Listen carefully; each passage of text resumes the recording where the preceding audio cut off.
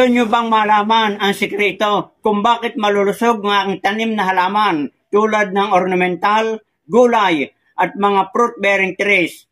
Ito ang aking ginagamit kaya malusog ang aking mga halaman. Booster 76, ito yung malaking size. At ito naman ang small size.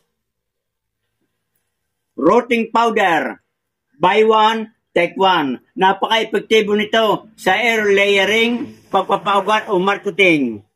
At ito naman mga kabayan, ang organic fertilizer para sa avocado at mga mangga. At kita naman ninyo, yung seedless na avocado na aking ipinupos, taon-taon ay namumunga dahil ito ang ginagamit ko.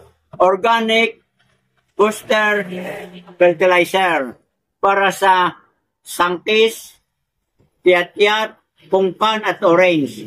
At ito mga kabayan, ang ginagamit ko ngayon sa aking tanim na orange. Katulad nito, kahit maliliit pa ang puno, kita naman ninyo, napakarami ng kanyang mga bunga, malalaki, at magaganda ang kanyang bulas.